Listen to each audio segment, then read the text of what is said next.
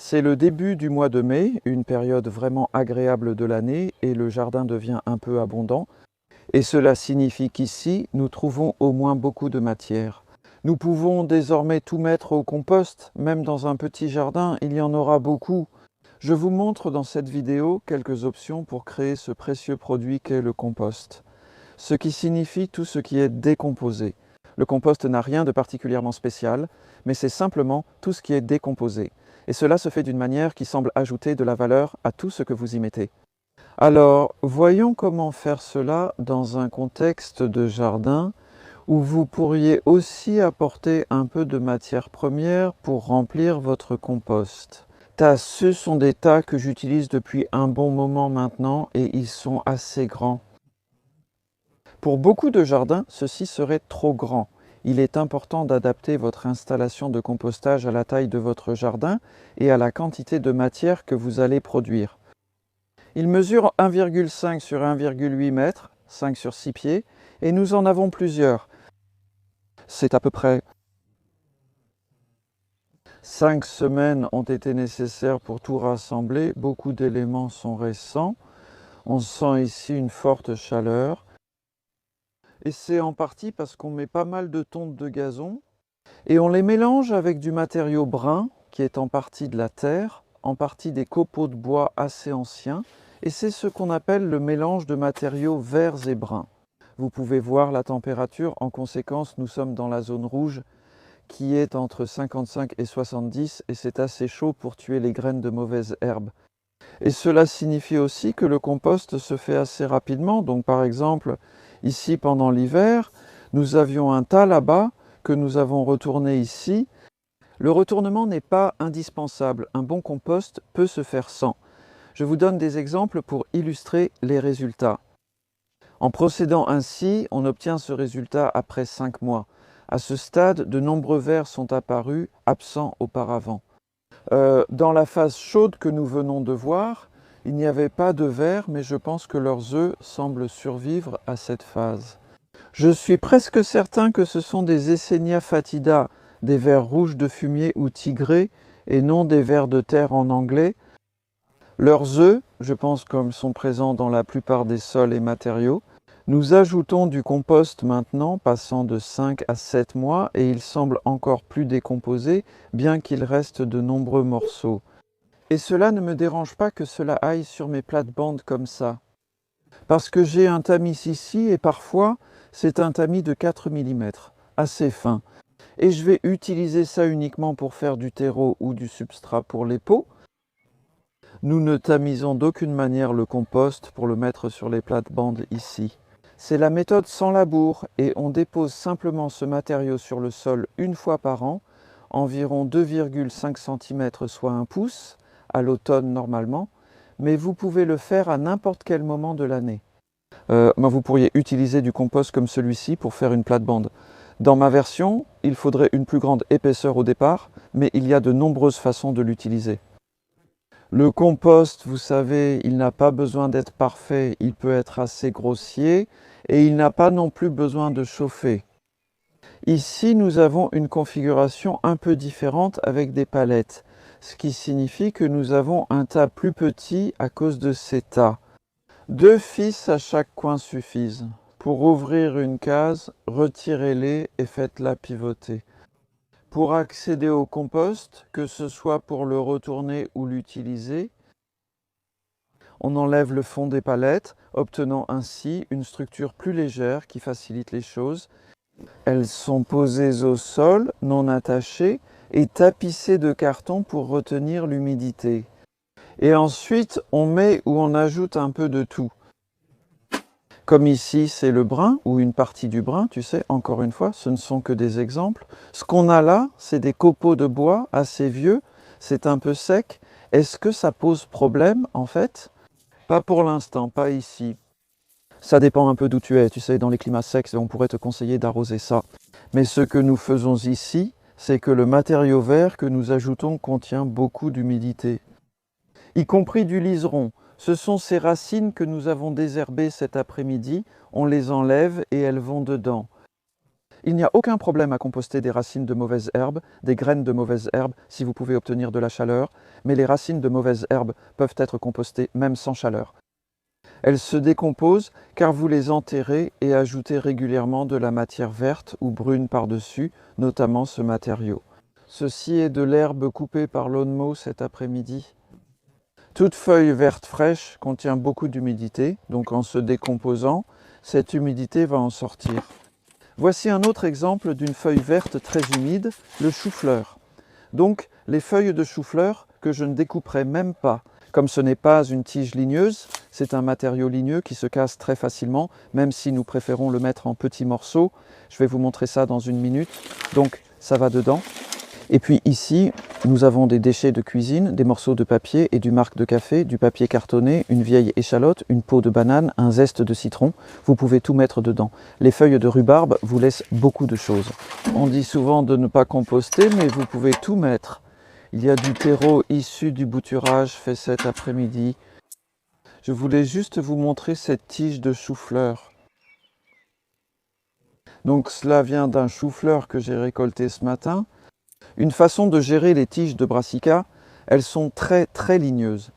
Essayez de passer un couteau dans le sens de la longueur, elles s'ouvrent beaucoup plus facilement que si vous essayez de couper en travers, car toutes les fibres vont dans ce sens-là. Et vous pouvez même le faire 2 fois et obtenir une tige assez fine, qu'il est alors possible de couper en travers ou de casser comme ça. Mais avec des matières plus ligneuses comme celle-ci, je préfère les couper en petits morceaux. Ça se décompose plus rapidement parce que ce que vous faites, c'est exposer davantage de bords aux bactéries et à tout ce qui les décompose. Nous avons aussi un broyeur car nous avons beaucoup de bois vert, des haies et des pommiers. C'est utile si votre jardin contient beaucoup de matières ligneuses.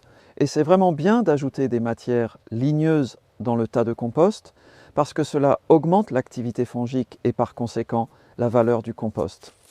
Système à 3 compartiments, voici le tas actuel. Celui-ci, nous l'avons terminé plus tôt cette semaine, et voici le résultat des créations précédentes issues de ces 2 tas.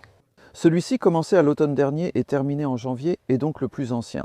Le compost de l'automne est allé au fond, le compost de l'hiver vient juste d'être ajouté ici au-dessus, et voilà ce que nous avons. J'ai ma trace. Je vois une petite indentation, sûrement un passage de souris, même si ce n'est pas visible à la caméra. Les tas de compost regorgent de vie sauvage, c'est agréable.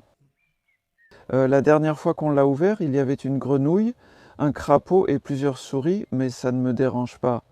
Et puis oui, regardez-moi tous ces vers de terre. Les tas de compost sont impressionnants. Celui-ci devient un grand élevage de vers. Parce que vous voyez, ce sont des bébés vers, ils sont assez petits et ce compost n'est pas si vieux. Il a environ 4 mois en moyenne. Du matériel de jardinage et beaucoup de bois, donc du matériau ligneux. Ce n'est pas l'idéal. Celui-là est assez dur, donc il ne va pas se décomposer de sitôt. Évitez ce bois, ce ne sont que des copeaux. Privilégiez plutôt ce type, nettement meilleur. Assez fin, et ça commence à se dégrader et à devenir mou, donc nous avons le bois aère le tas et équilibre le vert et le brun. N'hésitez pas à regarder mes autres vidéos à ce sujet, car il y a pas mal de choses à apprendre pour faire un très bon compost. Mais une fois que vous avez compris les principes, ce n'est en fait pas difficile, et vous voyez, vous pouvez. Vous pouvez assez facilement obtenir de la chaleur si vous le souhaitez, si vous en avez assez. Les matières vertes comprennent également le fumier frais et le marc de café. Donc en termes de compostage, ce sont des matières vertes.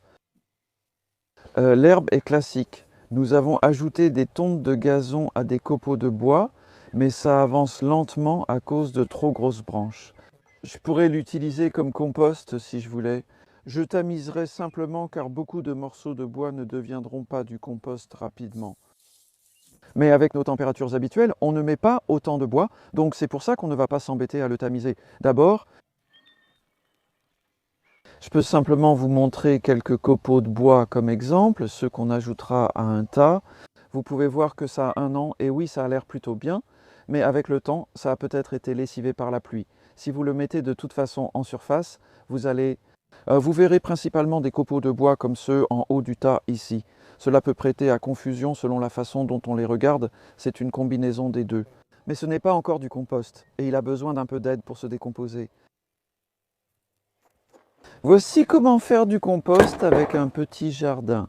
J'ai acheté celui-ci il y a 3 semaines et nous l'avons rempli progressivement. Il fait chaud à l'intérieur, surtout après l'ajout récent de beaucoup de matière verte. C'est cette période de l'année, le printemps, la fin du printemps, surtout. L'herbe pousse vite ici dans notre climat. Et celui-ci, on va juste continuer à le remplir et on ne va pas le retourner. Ce que vous pouvez faire avec ceci, c'est soulever tout l'avant, c'est assez léger, il suffit de le poser là-bas. Vous pouvez retirer la couche supérieure, la moins décomposée, puis utiliser le compost du fond, et cela pourrait être utilisable dans environ 3 mois à partir de maintenant. Il n'y a pas de bon ou de mauvais moment pour utiliser le compost. Cela dépend simplement de ce que vous en attendez. Avec la méthode sans labour, le compost posé dessus agit comme un paillis, donc pas besoin qu'il soit totalement décomposé. Voici maintenant quelque chose de totalement différent que je ne vous ai jamais montré. Ici, j'expérimente avec un lombricomposteur. Je l'ai mis sous un plastique noir parce que c'est comme une ferme à verre. Cela garde la chaleur, empêche la pluie d'entrer et... Voyons ce que nous allons trouver.